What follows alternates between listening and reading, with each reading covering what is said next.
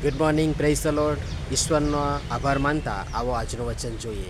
હે મારા પ્રીતમ, ચાલ આપણે જંગલમાં ચાલ્યા જઈએ, આપણે ગામડામાં ઉતારો કરીએ, આપણે વહેલા ઉઠીને દ્રાક્ષાવાડીઓમાં જઈએ. દ્રાક્ષાવેલાને મોર આવ્યો છે ને તેના ફૂલ ખીલ્યા છે કે નહીં, ને દાડોમોને ફૂલ બેઠા છે કે નહીં, તે આપણે જોઈએ. ત્યાં હું તને મારી પ્રીતિનો અનુભવ કરાવીશ. ગીતોનું ગીત 7મો અધ્યાય અને તેની 11મી અને 12મી કલમ. આજનો વિચાર: ખ્રિસ્તમાં અતિ પ્રિય વહાલા મિત્રો, પ્રભુ ઈસુ ખ્રિસ્તના પ્રિયતમ નામમાં આપ સર્વને આજની સવારની પ્રેમભરી સલામ.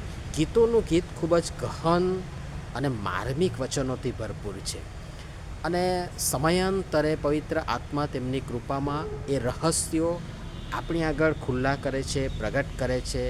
અને મને પણ જે મળે છે એ સંક્ષિપ્તમાં આપ સર્વની સેવામાં મૂકવાના માટે પ્રયત્નશીલ છું. કલમ 11 અને 12માં મિશન કાર્ય એક રીતે આપણે જોઈ શકીએ છીએ.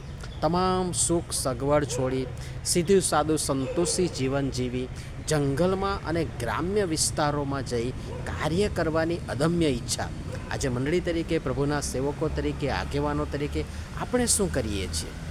એના એ જ લોકો, એ જ વિસ્તાર, એની એ જ સુખ સગવડ, સાહેબી વ્યવસ્થા, સગવડ ભર્યા એ શહેર ને વિસ્તારની એ જાગ જમાડ અને રોનક છોડી અંદરના ઊંડાણના દુર્ગમ ડુંગરાળ જંગલ વિસ્તારમાં, ગ્રામ્ય વિસ્તારમાં જઈ કાર્ય કરનારા લોકો છે, କିନ୍ତୁ બહુ ઓછા, અને છે એમાંના મોટા ભાગના તૈયાર થતા નથી.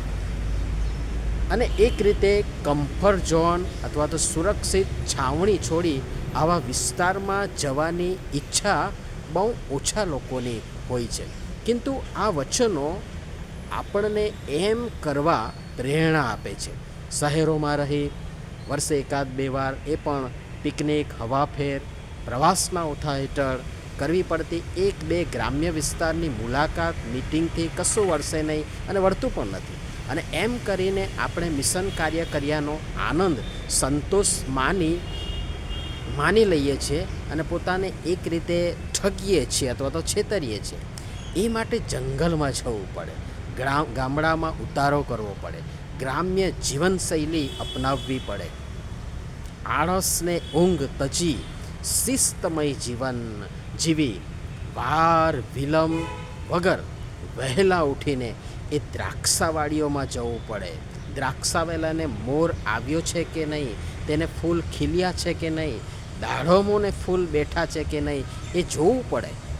અપિતુ હજી આપણા જ ફળ, જેની ઈશ્વર આપણી પાસે અપેક્ષા રાખે છે, તેના જ જો અણસાર નથી તો બીજાની તો વાત જ શી કરવી.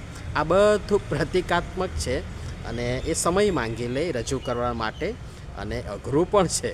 અને તેથી બહુ સંક્ષિપ્તમાં આપની આગળ મૂકવા માટે પ્રયત્ન કરું છું. અને તેથી એ જે પ્રતિકાત્મક બાબતો છે, ટૂંકમાં એટલું કહીશ કે લોકો પ્રભુમાં વૃદ્ધિ પામી ફળવંત, પરિપક્વ બની રહ્યા છે કે નહીં, એ જોવું પડશે અને એ જોવા માટે જવું પડશે. અને જઈશું તો જે તે પરિસ્થિતિથી આપણે વાકેફ થઈશું ને એ પ્રમાણે આપણે કરીશું. અને ત્યારે ત્યાં ફિલ્ડ એટલે કે ખેતરમાં શું કરવાની આવશ્યકતા છે એ ખબર પડશે અને પ્રભુ એ બતાવશે અને આપણે એ પ્રમાણે કરીશું. ત્યારે મંડળી વૃદ્ધિ પામશે. અને જુઓ, પ્રભુ સ્વયં આપણને અભય વચન આપે છે કે ત્યાં હું તને મારી પ્રીતિનો અનુભવ કરાવીશ. હા, પ્રભુનો અસીમ, અમાપ, અવર્ણનીય પ્રેમનો આસ્વાદ ચાખવા અને અનુભવ કરવા આપણે જવું પડશે, કામ કરવું પડશે. ખ્રિસ્તના સાચા સૈનિક શિષ્યને એ શાહી આદેશ માટે તથા તેની પૂર્તતા માટે બોજ તથા દર્શન હશે તો એ બાબતો શક્ય બનશે. પ્રભુ પિતા પરમેશ્વર આપણ સર્વને આ બાબતો સમજવા, પ્રાર્થના સહિત તેની પૂર્તતાના માટે પ્રયત્ન કરવા આપણ સર્વને સહાય તથા મદદ કરો. આમીન. ધન્યવાદ.